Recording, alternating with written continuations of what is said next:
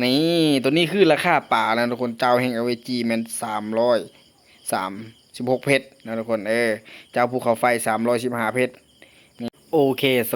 บายดีนะทุกคนยินดีต้อนรับเข้าสู่ช่องโอเคสบายดีต่อไปนี้เราจะเริ่มต้นลงคลิปเป็นปกตินะเพื่อนๆถ้าเพื่อนๆอยากให้ฮิตคลิปแบบใดกันอย่าลืมคอมเมนต์มานะทุกคนก็คือเป็นเจ้าของช่องโอเคสบายดีเนาะช่องแรกของเราบิน โอเคในคลิปนี้จะมาสอน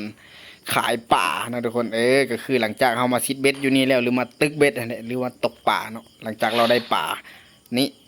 ป่าในตำนานมันมี5 ตัวเนาะทุกคนตัวนี้ของอายได้มา1 ตัวก็คือเป็นเจ้าแห่งแสงเลยนะทุกคนมันมีเจ้าแห่งจักรวาลเจ้าภูเขาไฟแม่งโคตรเท่เลยเจ้าแห่งอเวจีแม่งโคตรเท่เลยเนี่ยทุกคนเจ้าไลเก็ตมันมี5 ตัวเนาะทุกคนถ้าเราได้5 ตัวพวกนี้แล้วเราสามารถแลกเป็นเพชรหรือขายเป็นเพชรได้เนาะเดี๋ยวคลิปนี้เดี๋ยวจะมาให้คำตอบว่าเราไปเอาเพชรอยู่ใส่หรือว่าตึกปลาขาย ถ้าพูดภาษาไทยก็คือตกปลานะเว้ยตกปลาขายเนี่ยตู้ได้โคตรหลายเลยปลาหายากเดี๋ยวคลิปนี้จะพามาเบิ่งนะทุกคนว่าขายอยู่ใส่นะทุกคน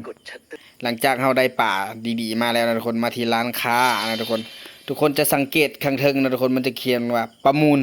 ปึ๊บนี่ทุกคนเข้ามานี่นะทุกคนแล้วเพื่อนๆเลื่อนเข้ามาฟึบนี่ตัวนี้คือราคาป่านะทุกคนเจ้าแห่งเอเวจีมัน336เพชรนะทุกคนเจ้าภูเขาไฟ315เพชรนี่เจ้าแห่งจักรวาล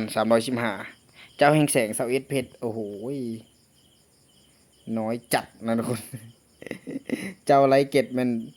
210เพชรแล้วทีนี้ประเด็นคือถ้าเฮาเป็นคนลาวก็คือยังขายบ่ได้หรือว่าประมูลบ่ได้ เราทุกคนถ้าเพื่อนๆอยู่ฝั่งไทยหรือใช้อินเทอร์เน็ตไทยมันจะน่าจะประมูลได้ในความคิดของนายให้เพื่อนๆเข้ามาที่รายละเอียดอยู่นี่ฟึบนี่ก็คือมันจะบอกว่าข้อจำกัดคุณอยู่ใน13ประเทศที่ไม่รองรับก็คือน่าจะเป็นประเทศลาวนำนะทุกคนรวมในนั้นเนาะถ้าทุกคนมีเวลาเข้ามาอ่านตามนี้เลยก็คือเฮาเฮ็ดจังไดเฮาจึงสามารถมาขายป่าหรือว่าขายของกากๆพวกนี้นะทุกคนนี่ขายสกินก็ได้สมมุติว่ามีสกินเอาไว้จงนี่เฮามาขายก็ได้786เพชรเลยลูกแก้วนี่โคตรแพงเลยเนี่ย4,400โอ้โหตัวนี้โคตรแพงอ่ะ4,700ลูกแก้วโอ้โหโคตรแพงเลยทุกคนเฮาจะขายได้ก็ต้องทำอยู่นี่นะทุกคนเขามาอ่านนี่ก็คือของเฮานะมันเป็นประเทศลาวเนาะน่าจะบ่ได้แต่ถ้าเป็นประเทศไทยก็คือได้นะทุกคนถ้าได้ป่าได้อย่างสามารถมาขายได้เลยนะเพื่อนถ้าคนลาวอยู่ไทยก็น่าจะได้ลองเข้ามานี่นะทุกคนเข้ามาที่นี่ร้านค้านะทุกคนแล้วมันลงประมูลแต่เพื่อนโอ้โหนี่เลยของที่จะขายแล้วมาอ่านรายละเอียดอยู่นี่นะทุกคนแบบไอ้ขี้ข้านอ่านนะทุกคน ก็คือลักๆก็คือเลเวล16ขึ้นเนาะแรงแม่นแกนมาสเตอร์คือเนาะสร้างบัญชีมันได้เดือนนึงแล้วนะทุกคนลงขายก็คือลงประมูลจะมีลงขายนี่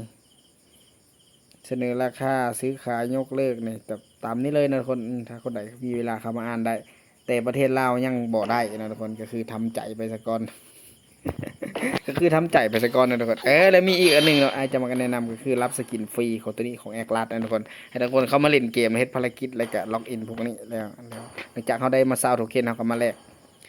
สกินแอคลัสตัวนี้พิเศษมันสามารถย้อมสีได้ฟึ่มฟึ่มถือว่าพิเศษได้ทุกคนพิเศษได้เพราะว่ามันสามารถย้อมสีได้เนาะสกินแอคลัสตัวนี้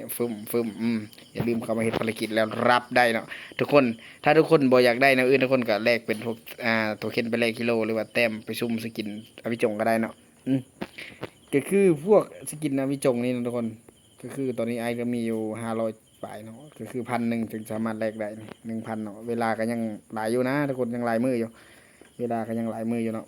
ก็คือเขามาเฮ็ดภารกิจไปเรื่อยๆช่วงนี้ไอบ่ค่อยได้เล่นเดี๋ยวต่อไปจะกลับมาเล่นเนาะกิจกรรมนี่แม่นมันมีการซุ่มแจกเพชรหรือว่าทองคำข้างในอะไรเนี่ยทุกคนนี่ถ้าเราได้ทองคำพวกนี้คือเป็นคำแท้เนาะแล้วเราก็ไปแลกเป็นเพชรได้เนาะทุกคนนี่มูลค่า500ถ้าเป็นสายแขนนะ500เหรียญเลยนะถ้าตัวนี้เกียร์วิจงนี่จะ110เหรียญตัวล็อกเก็ตตัวนี้85เหรียญก็แลกเป็นเพชรได้นะทุกคนถ้าเป็นคนลาวนะถ้าซุ่มออกนะทุกคนมันจะมีแจกเพชรแจกอย่างนั้นมันแหละนะทุกคนโอเคคลิปนี้เอาประมาณนี้นะทุกคนเจอกันอย่าลืมมาทักทายลองคอมเมนต์พูดคุยหรือว่าบอกจากันได้นะทุกคน ก็คือช่วงนี้ก็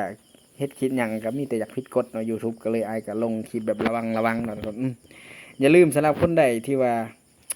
ตึกป่าได้แล้วก็ลองไปขายเบิ่งไอดีไอขายบ่ได้ไอดีไอขายบ่ได้นะคนถ้าคนใดขายได้ก็ดีใจด้วยนะคนมันโคตรราคาโคตรแพงเลยเนาะขายกันอยู่นี่โดยเฉพาะมันป่าเจ้าโอเวจีเนี่ยโอ้300 กว่าเพชรนะครับทุกคนได้แสงดาว1 อันนะทุกคนโอเคคลิปนี้ขอคนละ1 ไลค์1 ซับสไครต์ขอสัก5 ไลค์นะทุกคนเพราะว่ามันเป็น2 ไม้นะทุกคน